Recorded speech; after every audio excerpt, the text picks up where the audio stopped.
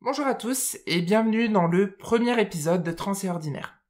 Je suis Valent Deria et aujourd'hui on entame un voyage fascinant au cœur des expériences transgenres.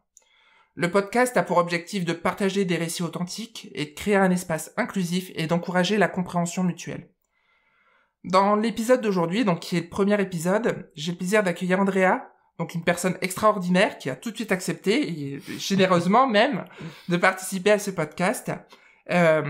Andrea, bienvenue pour ce podcast. Merci beaucoup. D'ailleurs, je dois dire que dans un premier temps, c'est un honneur vraiment d'inaugurer ce podcast, d'être la première personne à y passer, et vraiment, ça me fait très très chaud au cœur.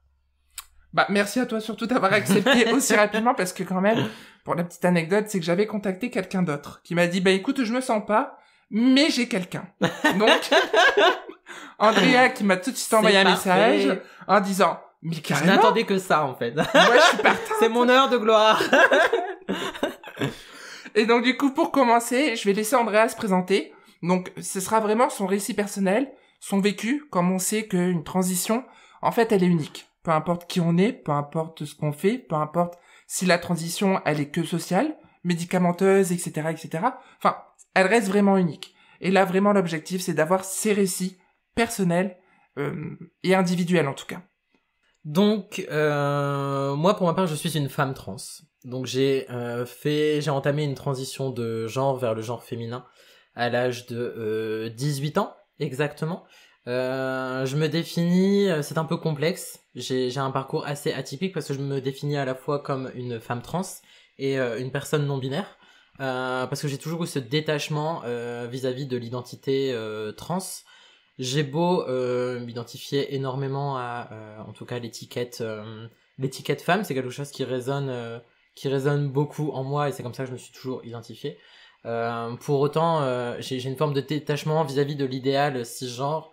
Je ne suis pas dans cette recherche d'avoir l'air d'une femme cisgenre. Ouais. En tout cas. Alors, du coup, petit point vocabulaire pour les personnes qui connaissent pas forcément les termes. Cisgenre, ça signifie une personne c'est l'inverse de transgenre, c'est une personne qui n'est pas transgenre. Et je ne suis pas dans cette recherche d'être validée en tant que femme cisgenre. C'est pas dans cette démarche-là. C'est pas une quête pour toi. Voilà, tandis que pour les femmes qui sont peut-être donc un peu comme moi là pour le coup, une femme transgenre binaire. Plutôt binaire. On a cette recherche en tout Absolument. cas. Moi dans ma transition, je sais que j'ai cette recherche permanente sans forcément me dire je suis une femme cisgenre, pas du tout. Mais j'ai cette recherche et cette quête d'être une femme au plus ressemblant cisgenre pour dire de me sentir bien, en tout cas à ma place. Alors pour autant, étonnamment pour moi, ça m'empêche pas d'avoir des complexes et ça ne m'empêche pas je me compare quand même aux femmes cisgenres. Bien sûr. Et elles restent quand même d'une certaine manière mon modèle. Et l'idéal que j'imagine de moi, c'est une espèce de femme cis avec une barbe qui a vraiment des traits très féminins, très marqués féminins, avec un petit visage, un petit nez, des formes très féminines, etc., très caractéristiques. C'est comme ça que je m'imagine, en tout cas dans l'idéal, et ça reste mon modèle de base, en fait, mon support de base, oui. Quand même. Maintenant, c'est pas ta quête ultime. Voilà. Disons que tu sais très bien t'adapter, et ça peut créer de la dysphorie chez toi, mais pas de la dysphorie extrême, au point à ne plus vivre, t'isoler socialement parlant, etc., etc. J'arrive à prendre du recul aussi parce que j'ai le sentiment que c'est nécessaire parce que avoir un cispassing, c'est quelque chose qui demande beaucoup d'investissement en termes d'énergie, en termes d'argent, et c'est des sacrifices assez coûteux que je ne suis pas forcément encore prête à prendre. C'est, il faut se le dire, en général de la chirurgie qui est nécessaire pour avoir le meilleur cispassing, et ces étapes qui me font peur et que je préfère laisser de côté parce que j'ai toujours valorisé plutôt l'authenticité, j'ai plutôt valorisé toujours le fait d'être soi-même, de faire avec ce qu'on a, en fait, d'apprécier ce qu'on a, d'apprendre à s'apprécier en dehors des normes plutôt qu'à vouloir se modifier pour se conformer à la norme. C'est toujours comme ça que j'ai vu les choses. Pour revenir sur le terme cispassing, en fait, c'est la capacité d'une personne transgenre à ressembler à une femme, cisgenre, hein. C'est vraiment, en gros, passer inaperçu dans un groupe social, qu'il soit professionnel, amical, relationnel, enfin bref, c'est vraiment cette capacité à être madame tout le monde. Non, absolument. Là, au niveau de ton récit, perso, toi, est-ce que tu as entamé une transition, déjà sociale, est-ce qu'elle est faite? Oui. Alors, moi, ma transition, elle s'est déroulée globalement en 2 phases. Il y a eu la première phase la plus importante, je dirais, qui est la transition sociale, qui est survenue quand j'avais 18 ans. Là, il s'agit en fait de changer mon apparence, de changer la façon dont je m'exprime, d'acheter de nouveaux vêtements, de m'habiller différemment, d'être perçu différemment en société, de changer mon pronom, de changer mon prénom. C'est tous ces éléments qui constituent juste la personne que je suis en société, qui sont pas tellement de l'ordre de la biologie, du corps, etc. Mais ça a été l'étape la plus importante et l'étape que j'attendais finalement le plus. C'est vraiment cette partie-là que j'attendais avec le plus d'impatience. J'avais pas tellement de dysphorie vis-à-vis de mon corps. Je me sentais pas tellement en détachement de mon corps. Ce qui dénote un peu des parcours de transition d'autres femmes trans. Et c'est pour ça que je me sens parfois en décalage avec elles, parce que je constate que la majorité des femmes trans, elles ont très tôt ce sentiment de non-appartenance à leur propre corps, et elles ont un besoin vraiment viscéral de voir leur corps changer très vite. Oui. Et la plupart des femmes trans que je connais, elles se sont vraiment ruées sur les hormones dès qu'elles en ont eu l'occasion, dès qu'elles ont eu l'opportunité. Là où moi, j'ai toujours pris le temps de faire les choses, j'ai toujours été distante vis-à-vis de ça. Et par contre, ce qui était indispensable pour moi, c'était vraiment de pouvoir m'exprimer librement. Parce que je ressentais une frustration énorme à ne pas pouvoir m'habiller comme je le souhaitais. Je détestais avoir des limites en termes de vêtements, en termes de longueur de cheveux, Oui. en termes de maquillage. Je détestais que la société m'impose ces règles qui sont totalement injustifiées. Et je voulais vraiment m'en libérer. Je voulais me débarrasser de toutes ces règles. Je voulais pouvoir explorer librement le rayon femme, pouvoir m'habiller comme je le souhaitais. Et j'avais vraiment une frustration énorme. D'autant plus que j'ai une passion pour la mode, j'ai une passion pour les styles vraiment travaillés. Et je ressentais vraiment une frustration énorme à devoir me restreindre au vestiaire masculin, qui, on va pas se le mentir, tourne toujours autour de la même chose, c'est-à-dire on va passer du bleu marine au vert, du t-shirt pantalon. J'avais fait le tour. Il y a très peu de diversité dans la mode masculine. Voilà, exactement. et je ressentais vraiment cette envie, alors là, vraiment c'était viscéral pour le coup en moi, d'explorer en dehors, et c'est ça que j'ai pris plaisir à faire en premier lieu pour ma transition. Et seulement dans un deuxième temps, je me suis posé la question des hormones. Je dirais que la question des hormones, c'est plutôt mon entourage qui se l'est posé avant moi. C'est-à-dire que dès lors que j'ai transitionné socialement, il y a eu cette étape où autour de moi, les gens ont réagi en me disant bon alors dans ce cas-là, maintenant, ça fait combien de temps que t'es sous hormones, ou c'est quand que tu y passes, alors que moi, je me posais pas tellement la question.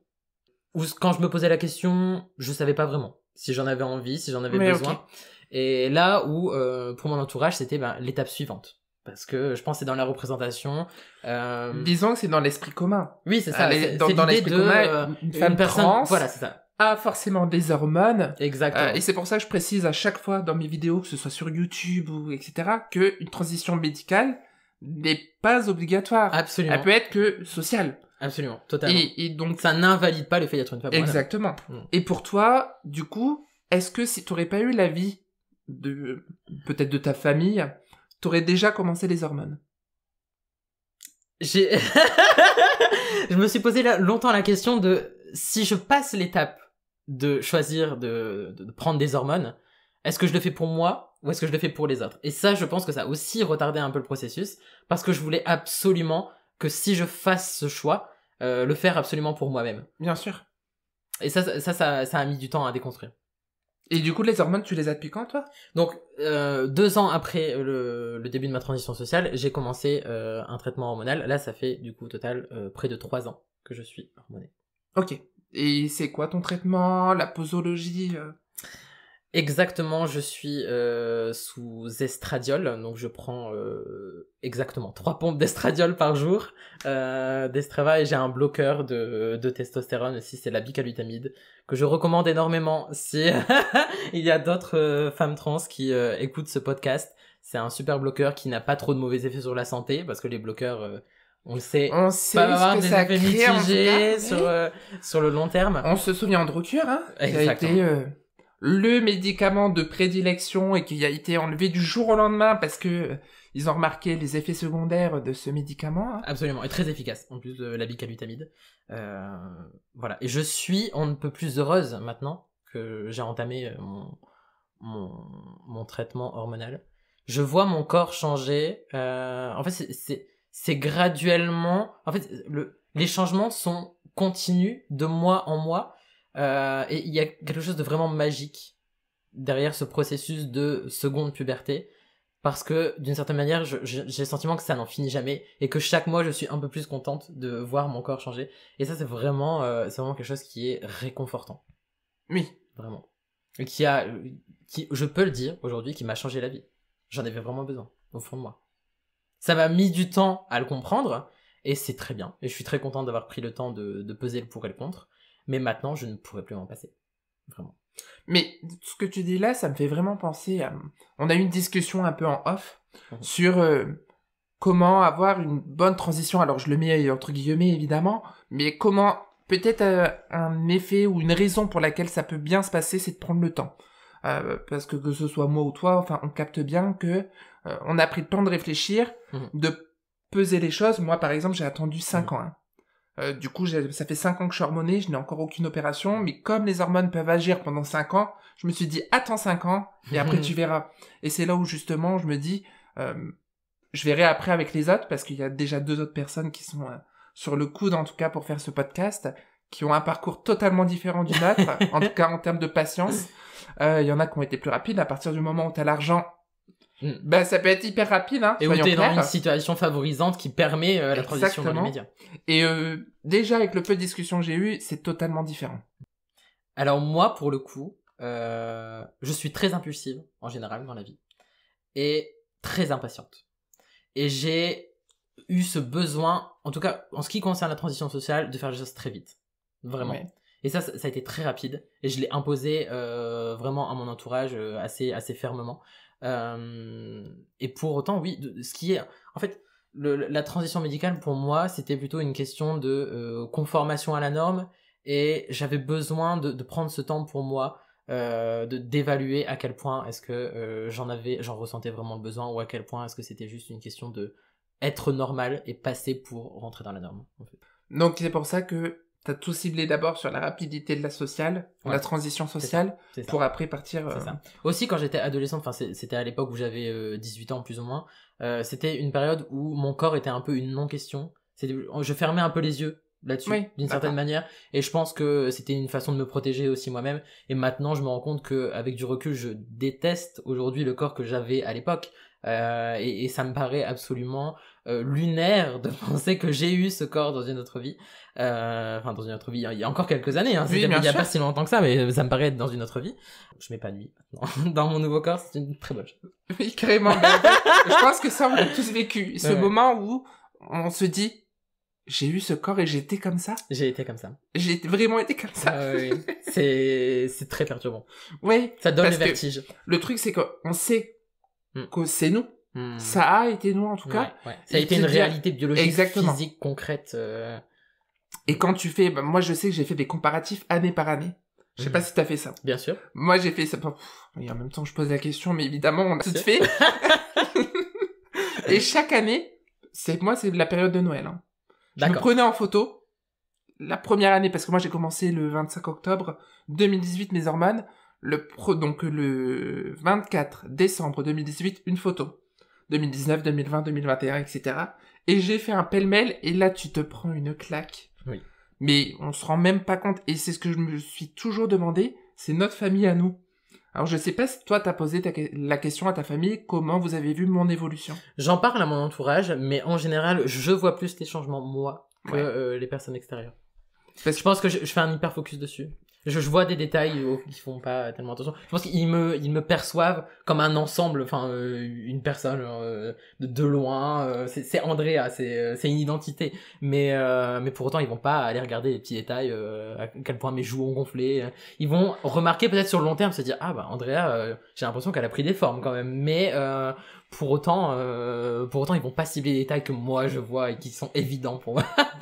T'as eu la chance, je pense, d'avoir une famille aimante qui t'a soutenu en tout cas dans ton parcours. Je dis bien la chance, Oui. parce que tout le monde n'a pas cette chance-là, en tout cas en tant que personne transgenre.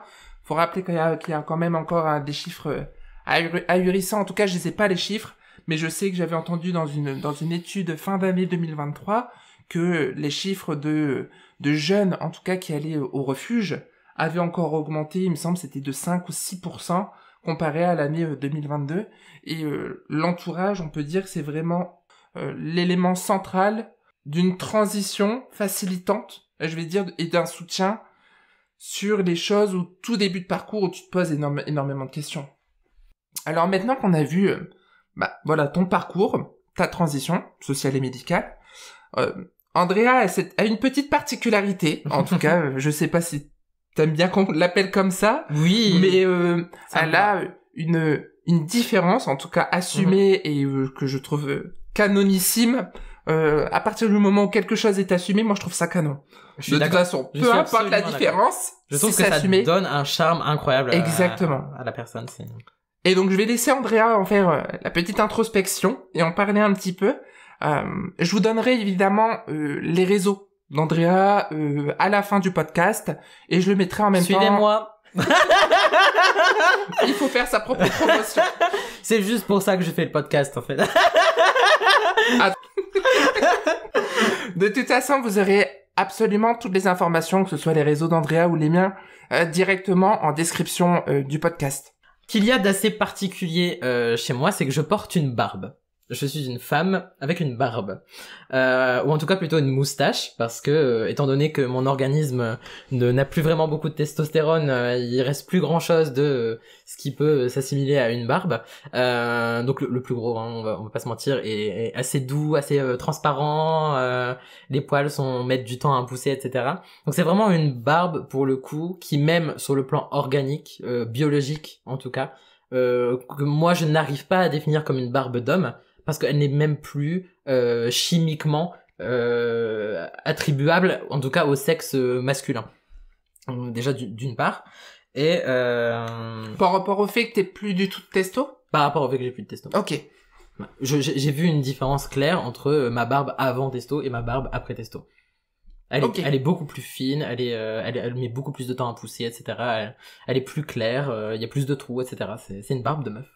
Et c'est pour ça que moi je tenais vraiment à créer ce podcast, parce que moi ces particularités-là, enfin moi je vis dans un village où il y a personne, où clairement à la question de la transidentité j'ai été la seule, en tout cas pendant toute une période, et j'ai pas de particularité. Moi je suis une femme transbinaire, hein, je le répète peut-être un peu trop même des fois, et donc du coup j'essaye de m'inclure et de m'introduire en tout cas dans les milieux sociaux et que je passe inaperçu, et ce qui fait que, tu vois, tout ça, moi, je l'ai pas vécu. Et je peux comprendre ce que tu te disais, parce que moi, ça a été ma plus grosse dysphorie, ça a été ma pilosité. Notamment ma pilosité faciale. Donc, ce qui fait que moi, les lasers, ça a été quasiment, la première 2 mois, la première chose que j'ai, le cache-barbe, notamment, et énormément de fond de teint et de Make Up Forever, ce serait peut-être bien d'ailleurs de me sponsoriser, parce que pas de refus. Parce que j'en ai mis de l'argent dans Make Up Forever, qui a été, pour moi d'ailleurs, le meilleur cover possible, le meilleur cache-barbe en termes de marque. Il coûte cher, mais vraiment, il fonctionne bien. Surtout que, j'avais une pilosité, moi, très développée. Et donc, ça a été ma plus grosse dysphorie, en tout cas en début de parcours. Donc, j'ai pas vu, moi, ce changement capillaire. Oui, t'as pas été témoin de ça. Non, pas du tout. T'as pas vu comment le traitement hormonal a affecté cette partie. Non, et maintenant que tu me dis organisme. que toi, ça s'est affiné, ça s'est éclairci, ben c'est vrai que j'y ai même pas pensé, quoi. Alors, pas au point où ça me donne un cispassing. Non, bien sûr. Bien sûr. Ça a juste facilité le rasage, en tout cas. Oui, voilà. Mais c'est limité quand même. Oui. En tout cas, c'est clair que pour se débarrasser définitivement de la barbe, elle va pas disparaître toute seule grâce aux hormones, ça c'est important de le dire. Il faut obligatoirement passer par l'étape laser. Et c'est une étape que moi, déjà je redoute. Je redoute cette étape parce que j'ai peur d'avoir mal, tout simplement. J'en ai pas envie, j'ai pas envie de souffrir. Et encore une fois, je me pose la question de si je le fais, est-ce que je le fais plutôt pour moi ou pour les autres? Et j'ai pas toujours porté cette barbe. Je suis resté plusieurs années à me raser tous les jours et j'ai commencé à avoir un ras-le-bol d'avoir des irritations de rasage, d'avoir un rasage imparfait, d'avoir toujours une espèce d'ombre cachée derrière mon maquillage et se poser la question, est-ce que je passe par l'étape laser et du coup je rentre dans le moule un peu, ou est-ce que finalement j'apprends à apprécier cette barbe et à en faire quelque chose de féminin. Et j'ai testé. Je me suis lancé un jour, j'ai affronté ma peur et j'ai laissé pousser ma barbe pendant quelques jours. J'ai simplement adoré. Je trouve que ça donne ça sculpte mon visage d'une manière que j'aime personnellement. J'aime l'image de moi avec ma barbe et maintenant je n'arriverai plus à m'imaginer sans ma moustache. D'ailleurs, ça m'arrive parfois de me raser. Ouais. C'est perturbant. C'est aussi perturbant que quand un mec se rase, quoi. Oui, la oui. barbe. Mais parce que c'est intégré à ton habitude, à ton quotidien. Voilà, c'est ça. Et donc, du coup, ça représente vraiment toi. Absolument. D'ailleurs, je tiens à rappeler que une pilosité faciale n'est pas exclusivement masculine déjà de base. Hein. Oui. Il y a des femmes cisgenres qui ont une pilosité faciale. D'ailleurs, je pense notamment aux femmes SOPK. Oui, qui ont le syndrome des ovaires polykystiques. Exactement. Qui peuvent développer naturellement une vraie barbe. Hein, oui, tout limite à fait. Plus fournie que la mienne. Hein. Et même plus fournie que les hommes cisgenres. Absolument. Mais vraiment, il faut prêter attention et je pense qu'il faut arrêter de se mettre, en tout cas marteler en tête, que ce soit sociétalement parlant, que la barbe est attitrée à un homme. Surtout à l'heure actuelle, avec tout ce qu'on peut entendre, parce qu'il n'y a pas que le SOPK évidemment, hein. Il y a aussi des troubles hormonaux, en tout cas qui sont chez des femmes, et tout comme un homme qui n'a pas de barbe, c'est pas représentatif du fait que ce soit pas un homme, parce c'est qu'il n'a pas de barbe. validant de sa masculinité. Exactement. Absolument. Et au-delà de ça, symboliquement, j'ai toujours aimé l'image de moi avec une barbe, l'image décalée d'être une femme avec une barbe, et ça m'a permis d'accentuer mon attention sur des traits plus féminins de ma personnalité, d'autant plus que désormais je suis sous traitement hormonal depuis longtemps, mon corps, mon visage a énormément évolué, et ça me permet de voir davantage ces détails comme la forme de mes joues, ma poitrine, juste la forme de mon corps. Ça accentue mon attention sur ces détails féminins. Oui, je vois. Et ça me rend limite plus féminine de me voir avec la barbe. En fait, mon image de moi est plus féminine avec ma barbe par contraste, d'une certaine manière. Et symboliquement, j'aime le côté décalé que ça peut avoir et le côté presque dérangeant socialement. En fait, ouais, je vois. C'est un peu, c'est subversif. Ça bouscule les codes. Ça casse les barrières, ça va au-delà de cette image binaire, ça perturbe aussi, et j'aime bien d'une certaine manière. Je crois que c'est mon côté un petit peu provoque, oui. Provocation rebelle. Et pour autant, alors ça me vaut quand même d'être davantage appelé monsieur, d'être davantage mégenré, donc on m'appelle plutôt il, plutôt monsieur quand on me connaît pas. Ça me chiffonne parce que ça ne correspond pas à l'image que je me fais de moi-même, mais pour autant je reconnais que d'après le référentiel que peuvent avoir les inconnus en face de moi, d'après leur propre référence de ce qui est masculin et féminin, je peux correspondre à ce que eux ils interprètent comme masculin, et je le respecte d'une certaine manière, je le tolère, même si moi je n'arriverai jamais à me voir comme un homme. Barbe ou pas, moustache ou pas. Je comprends ce que tu veux dire, mais et c'est peut-être pour ça, j'ai envie de dire que c'est toute ta particularité quoi, dans le sens où t'es prête, tu assumes ta particularité, cette barbe, mais en même temps t'es prête à subir, je sais pas si c'est le bon terme en tout cas, mais à subir cette représentation qui n'est pas la tienne, mais t'as aussi cette tolérance. Ils ont leur propre vécu avec les propres codes qu'ils ont appris au cours de leur vie, et forcément ils nous perçoivent différemment. Mais je pense que du coup c'est grâce à ça, parce que t'as cette faculté, cette intelligence, je veux le dire clairement, cette intelligence de comprendre que potentiellement tu seras appelé monsieur, même si on sait très bien que ça va peut te provoquer même de la dysphorie, parce qu'à savoir que quand on est mégenré, la plus grosse conséquence, c'est la dysphorie. Oui. Et la dysphorie, c'est vrai qu'on n'a pas défini le terme en amont de ce qu'est vraiment la dysphorie. La dysphorie, concrètement, c'est un état psychologique, je vais dire ça, mais sans en être une maladie, attention, mais où on se renferme sur nous, on remet tout en doute.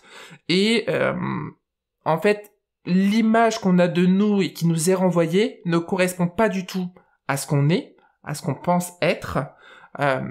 Et du coup, ça nous empêche peut-être d'avoir cette confiance en nous qu'on pourrait avoir les jours ordinaires. Ça nous empêche peut-être de sortir même. Oui. Ça nous empêche peut-être de nous habiller même des fois et de prêter un petit peu attention à nous, de prendre soin de nous. C'est le mode survie et tous les jours, toute la journée, on ne pense qu'à ça.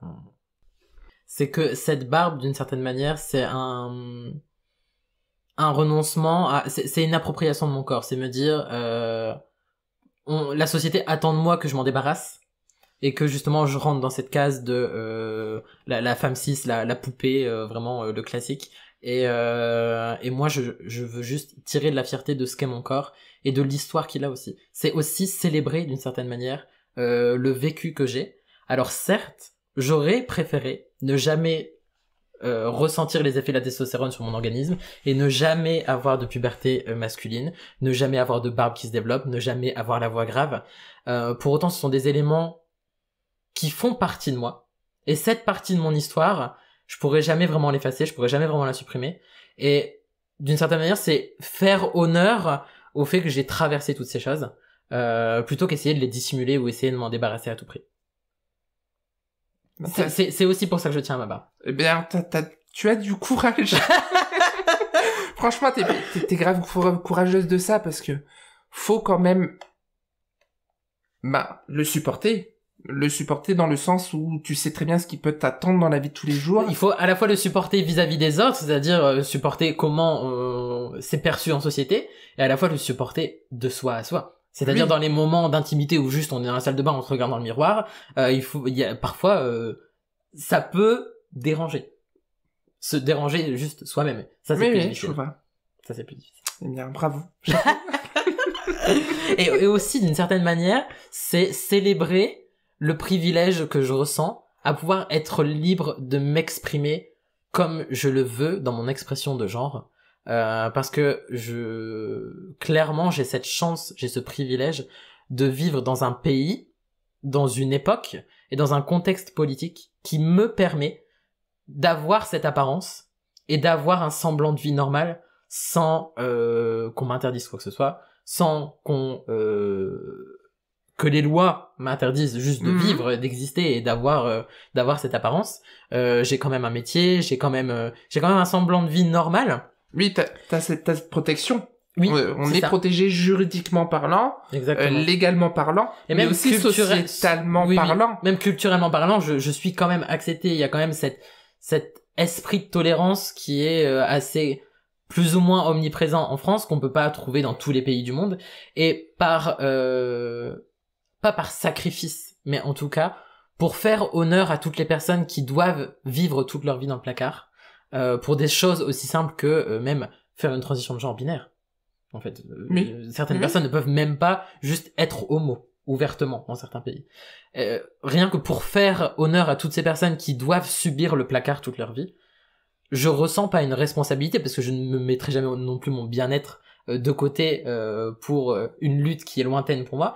Mais en tout cas, si je peux m'assumer tel que je suis et bousculer un peu les mentalités autour de moi, je veux saisir cette opportunité. Oui. Pour ceux qui n'ont pas la chance de pouvoir le faire. Et puis, comme tu me disais aussi en off, t'es plutôt du genre à rester sur les choses les plus positives. C'est-à-dire à garder vraiment toutes les opportunités que tu as, mais de te satisfaire, c'est ce que tu disais au début du podcast, de te satisfaire en tout cas de ce que tu as, en essayant d'obtenir plus évidemment, c'est ça, mais toujours avec cette satisfaction d'avoir. Voilà, c'est ça. Se concentrer sur le fait que mon corps est fonctionnel, il est en bonne santé, il m'a conduit là où je suis aujourd'hui, et il ne ressemble pas au corps d'une femme cisgenre, et c'est très bien parce que ça fait ma particularité, ça fait qui je suis, ça fait mon histoire, ça fait mon vécu, et ça fait que je suis là sur ce podcast aujourd'hui à en parler, sinon j'aurais rien à dire. Ce qui fait que tu es Andrea. Voilà, absolument. Est-ce que tu as des conseils ou peut-être des ressources qui permettraient aux personnes trans, transgenres binaires, non binaires, enfin peu importe, à assumer une transition, à se protéger peut-être de X ou Y raison, ou de faciliter en tout cas d'assumer son genre. Soyez vous-même. Genre vraiment, c'est la première chose qui me vient à l'esprit. Soyez vous-même et ne laissez vraiment personne vous dicter ce que vous devriez faire de votre corps, comment vous devriez vous comporter, quels vêtements vous devriez porter. Cassez les codes et envoyez bouler en fait toutes les personnes qui essaient de vous dicter cette identité dont vous ne voulez pas. N'ayez pas peur de casser les codes. Entourez-vous de personnes bienveillantes. Entourez-vous le plus possible, si vous pouvez, de personnes de la communauté. Essayez de trouver des associations LGBT pour rencontrer d'autres personnes qui vous ressemblent et qui vont vous soutenir, qui vont vous comprendre, qui vont vous respecter. Ça, c'est l'essentiel. Je dirais... C'est un très bon conseil. Et comme on se disait tout à l'heure, est-ce que tu as un conseil pour des personnes qui n'y connaissent rien, d'accord, à la transidentité et aux identités de genre, mais donc qui font des erreurs, mais qui ont cette envie d'éviter, en tout cas de faire des boulettes ou d'avoir une mauvaise approche, comme je le disais pareil en off, ou c'est peut-être pendant le podcast, je ne sais plus. Peut-être. Le fait que dans ton travail où tu rencontres évidemment très souvent des gens, le fait que tu sois une femme transgenre avec une barbe, que des personnes t'approchent sans trop savoir comment réagir, comment on dit bonjour à sa caissière, ou comment... Il y a beaucoup de personnes du coup qui restent focalisées là-dessus, qui ont cette bienveillance de vouloir bien faire, mais qui savent pas faire. Est-ce que tu aurais un conseil ? Je pense qu'il faut avancer dans la vie, en tout cas dans la société, et s'imposer, avoir confiance en soi. Et ça transforme un peu le monde autour de soi. C'est-à-dire qu'à partir du moment où ma vérité, je l'impose, je dis je suis une femme, faites avec, respectez-le, j'y crois, et je sais que ça ne sera pas à tous les coups respecté, mais je pars dans le monde social, dans le monde du travail, dans je sais pas, je vais chercher un logement et je vais renseigner mon nom, mon genre, etc. Mais en ayant toujours cette petite idée dans un coin de ma tête que les gens vont voir, les gens vont comprendre, les gens vont peut-être hésiter, vont pas toujours respecter le fait que je sois une femme, mais je l'impose avec confiance et avec une certaine fermeté, et c'est ça qui va m'ouvrir le chemin de juste, comment dire, ça ouvre toutes les portes. J'ai le sentiment que ça m'ouvre toutes les portes. Tu veux dire le fait d'assumer à 100% et d'avoir cette conviction, les personnes en face sont convaincues aussi du coup et savent du coup comment approcher les choses? Oui, et il y a aussi cette notion de toujours se rappeler qu'on mérite le respect autant que les autres. Ça, c'est important. Sortir de chez soi en se rappelant juste je mérite autant, j'ai autant ma place dans ce monde que les autres. Oui, je mérite autant qu'on me respecte que mon voisin, ma voisine, etc. Et dès lors, je pense que ça impose un climat de bienveillance autour de ça. Alors ça m'a pris pas mal de temps de prendre la décision de transitionner, de comprendre qui j'étais. Je suis passé par plusieurs phases. Faut savoir déjà que j'ai transitionné en 2019, donc c'était une autre époque. On n'entendait pas tellement parler de transition. T'as transitionné avant moi, donc tu sais encore mieux ce que c'était. Il y avait pas tellement de représentation, et le peu de représentation qu'on avait à la télé, c'était assez négatif. C'était pas complet, ou c'était très caricatural avec des profils très binaires, toujours des parcours de transition, voilà. Très centré autour de la chirurgie, avec cette idée qu'il fallait absolument ressembler à une personne cis. Et je ne me reconnaissais pas du tout là-dedans. J'avais toujours cette part de non-binarité en moi qui se refusait à entrer dans les cases d'être comme une personne cis. Et mon identification en tant que femme trans, elle a mis du temps à venir. Je suis passé par plusieurs étiquettes. D'abord, il y a eu l'étiquette homme efféminé. J'ai commencé à explorer ma féminité de cette manière. Puis, il y a eu plutôt l'étiquette androgyne qui est venue après. notamment parce que aussi je souhaitais pas vraiment faire de transition médicale, donc il y avait cette notion de je suis une personne de sexe mâle entre gros guillemets qui s'habille comme une femme, et androgyne c'était une étiquette qui était plus utilisée à l'époque, et non-binarité on n'en entendait pas vraiment parler. Puis non-binaire, c'est aussi une étiquette qui est venue plus tard, et ça a mis des mois si pas des années avant que vraiment je trouve que le terme femme trans me corresponde le mieux. Et je pense aussi il y avait quelque chose qui me faisait très peur, qui me terrifiait, c'était la peur d'être ridicule, parce que j'avais grandi avec cette idée et ces représentations que une personne assignée garçon à la naissance, qui avait été éduqué comme un garçon, qui était, grossièrement parlant, né de sexe garçon, et qui vivait, s'exprimer, en tout cas, exprimer sa féminité, porter des vêtements de femme, etc., ne pouvait être rien d'autre que ridicule, ou risible. Oui. Avec vraiment ces caricatures de la pop culture, Mrs. Doubtfire, Freddie Mercury dans le clip de I Want to Break Free qui passe l'aspirateur en jupe, et quand j'ai découvert les femmes trans, et quand j'ai découvert Conchita Wurst, qui est... alors c'est différent, parce qu'il ne s'agit pas d'une personne trans, il s'agit d'une drag queen, mais en tout cas, c'est une drag queen qui a gagné l'Eurovision en 2014. Oui, donc, je m'en souviens bien. Vous vous rappelez bien, c'était il y a une dizaine d'années déjà maintenant. Et elle a la particularité d'avoir incarné le personnage d'une femme à barbe, plus fournie que la mienne d'ailleurs, malheureusement. Très belle barbe d'ailleurs. Je n'ai pas ce privilège.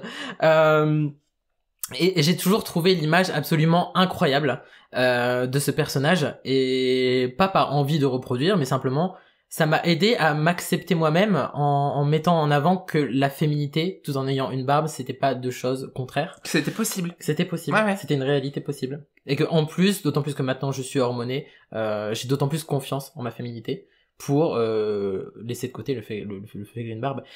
Ça a débloqué quelque chose dans ma tête, parce que je me suis dit, non seulement je peux m'habiller, porter des talons, porter une jupe, me maquiller, avoir les cheveux longs, tout ça je peux le faire sans être ridicule, mais en plus en ayant la classe. Et c'était vraiment une ligne directrice de ma transition, de je refuse de faire ma transition si à la fin j'ai l'air ridicule ou risible.